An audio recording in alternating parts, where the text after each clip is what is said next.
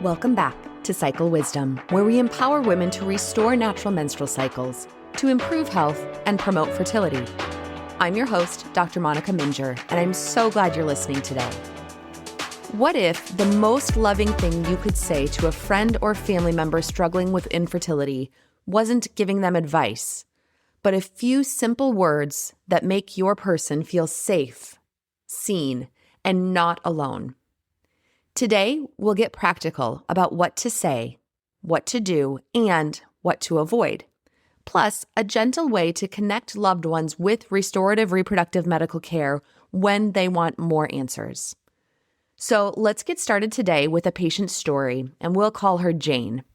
Jane was 33 when she came to see us, and she had been married for 5 years at that point in time, and they had actively been trying to conceive for the past 4 years with one early miscarriage. As she was sharing her story with us, she related the hurt that she felt between many of her family members when they were all together for holiday gatherings. After one particular family dinner, an uncle joked with her, "You two know how this works, right? What's the problem?" Jane went home devastated, but the next morning her sister-in-law texted her and said, "I'm so sorry about Uncle Bob. I'm here to listen or just sit with you. What can I do to help next time that somebody brings up your infertility?" Jane's sister-in-law started checking in with her before family gatherings. She also made sure to check in after any doctor's appointments, but only if Jane was available and ready to share.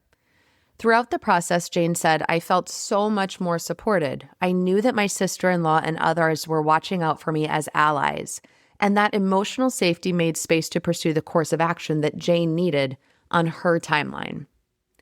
So most people understand that infertility can be an incredibly sensitive topic.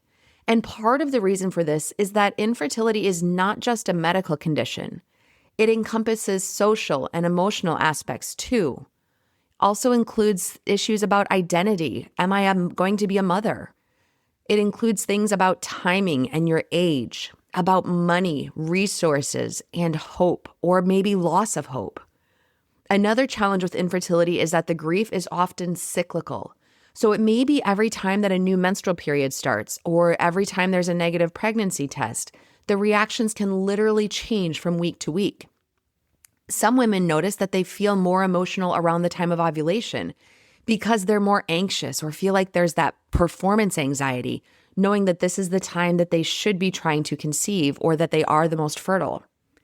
You can help the members of your family or friends by supporting them, not with silence or avoiding the topic, but also not by trying to fix it, especially if it's unsolicited advice.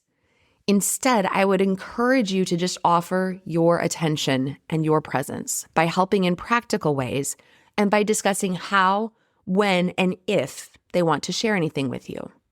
So let's break some of those pieces down. So what are some things that you can say that can actually be helpful? And I'm going to take a lot of these things from patients of mine that have told me what has and has not been helpful over the years. So to start with things that are helpful, just being present with the person. Things like saying, "I'm so sorry you're going through this. I'm here for whatever you need." Or maybe, "This is really heavy. This is not a burden for me, and I want to be here with you. I have as much time as you need." Something else that's really important to remember is that not all women or couples want to talk about their infertility struggles. So make sure that you're asking for consent before probing deeper for additional details. This may look like asking, "Do you want to talk about it?" Or "Would it be better to just have a distraction today?" "Do you want me to check in after your appointments, or would you rather that I wait for you to reach out?" All of this allows a woman or the couple to be able to come to you on their own terms and only if and when they are ready to talk about it. Now, if they do want some additional help or want to talk about it, you could definitely be available to talk, but you can also help to offer in other concrete ways. Things like saying, "I'm going to drop off dinner on Thursday night. You don't even need to answer the door. I just want to help out." Or perhaps, "How can I be your shield at the next party? Are there certain topics that are off limits or people that I can help you avoid?" And finally, acknowledging the fact that there is a deep sense of loss and grief that happens for many couples, especially if they have gone through a miscarriage.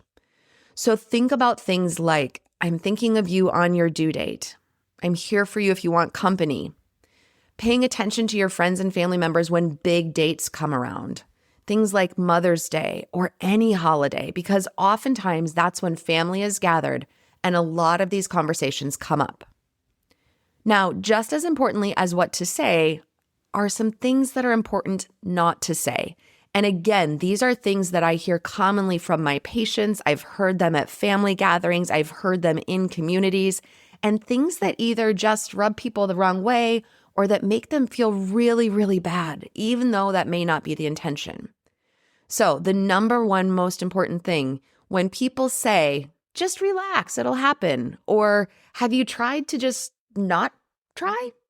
I knew somebody who quit trying and that's when they got pregnant instead. Instead, try saying, I know this is hard. I'm here for the long haul.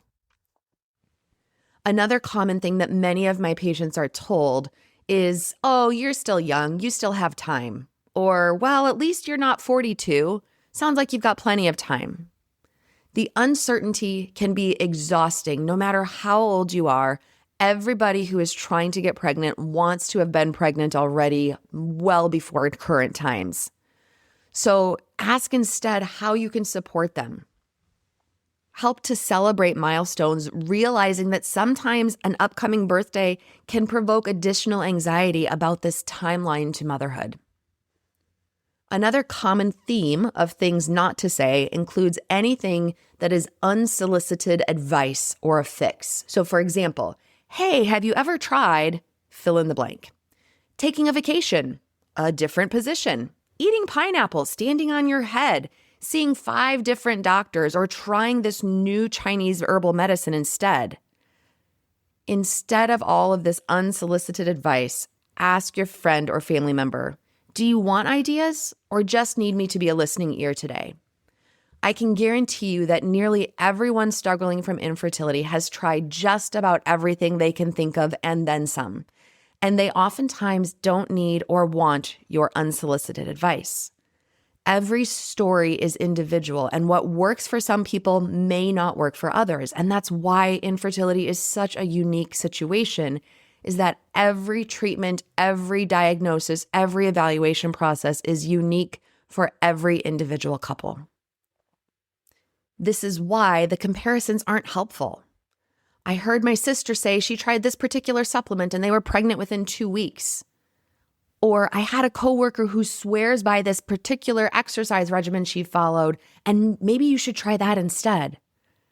Everyone needs to be the narrator of their own story, and every situation is different. Another common theme that often comes up, especially at family gatherings, is instituting timelines or pressure. And I hear this oftentimes from parents asking their kids, hey, when are you going to give us grandbabies? Or, I'm not getting any younger, I want to be here to watch my grandchildren. I want to see them grow up. I want to be there for their wedding. Instead, I would offer just skip these questions altogether. Ask about how your child is doing rather than asking about their medical condition. Chances are that if they are struggling to try and get pregnant, they are already keenly aware that there is a timeline in place, and adding that additional stress and burden is incredibly unhelpful. And the final area that I want to make a comment about is in couples that have experienced a pregnancy loss or a miscarriage. Rather than saying, oh, it was early or you can try again, don't minimize that loss. Everyone experiences miscarriage and pregnancy loss incredibly differently. So instead, try offering, I'm so sorry for you. How can I help? And something else that's important to remember is that not everybody wants to be incredibly public about miscarriage or fertility struggles. So if you have someone who confides in you that they're going through these concerns, ask about how public or private they want that to be. You may be one of the only people that knows about this besides their partner, and it is obviously not your place to share someone else's health information. Now, another thing that you can do in order to be a good advocate for your special person is set a regular cadence as to how often you want to check in with them. For example, ask, do you want me to check in with you weekly or monthly, or just wait until I hear from you? or maybe before any big gatherings that you're going to be at. Ask if there's any topics that you can help steer away from, or maybe there are things that you can help do to run interference so that your cousin doesn't have to hang out with Uncle Bob again and hear the insensitive questions. And finally, make sure to be sensitive when you're posting any sort of baby news on social media. Try to avoid tagging anybody who is struggling from infertility in any pregnancy or baby threads without their consent. Now, this doesn't mean to exclude them from your life altogether, but it is good to have that conversation with your friend in the right moment and ask, would you prefer that I didn't tag you in some of these types of announcements? Now, this doesn't mean don't post your own announcements about your pregnancy, because most of the time your friends and family are still going to be incredibly excited for you, even if they themselves are still struggling with infertility. But don't get irritated if they don't respond or don't like your post. Know that sometimes, even though we try to avoid these situations, hurtful comments are going to come up, and you may not have somebody else there with you to advocate. So let's switch gears a little bit, and I'm going to offer some practical tips if you are somebody who is on the receiving end of these comments. So if you are somebody yourself who is struggling from miscarriage, recurrent pregnancy loss, or infertility at any stage, I would offer some following suggestions for ways to respond that range from thought-provoking to perhaps a little bit snarky. And depending upon how you're feeling about the conversation, feel free to utilize any of these responses appropriately. Not that you need it, but I would personally give you permission to just say, I'm not open to that conversation right now, or I prefer not to talk about personal matters. This is not being rude. It's just being direct and setting a boundary that helps keep you from entering into a conversation that you aren't wanting to pursue. You may want to practice saying it in the mirror until you can say it without feeling guilty about it. If you prefer to be a little more snarky, or if that tends to be your personality anyways, you could return their line of questionings by saying, well, why don't you tell me first about your own personal or mental health struggles? How is your diabetes doing? Or what has your doctor recommended to you about your weight and your stress levels? Or for older family members who ask if you're done having kids yet, or if you're ready to have kids yet, you can just say, I'm not sure. Are you done having kids yet? Sometimes by helping others to see how ridiculous their comments or questions are by turning those questions back onto them helps you to speak up for yourself and can gently nudge them to remind them of what is actually appropriate conversation. And finally, if you are somebody who has been listening to the podcast for a while or follows restorative reproductive medicine, you may want to find a way to ask your friend or family member if they've considered restorative reproductive medicine, but obviously in a gentle way and in their time. So help explain to them that restorative reproductive medicine is a medical approach that maps out your cycle, times your labs, and treats underlying causes that can impact fertility for both men and women without jumping straight to procedures. And that's a fairly simple way to describe it. From a practical standpoint, you could say, if you ever want a second opinion that looks for the reasons why you might be struggling with infertility, I know a clinic that does testing timed to your cycle and digs deeper until all the underlying causes are found and treated. Or you could simply say, there's no pressure, but if you want any info, I have a place that I can share with you when you're ready, and then offer to send them the website or refer them to the podcast if they ask for more information.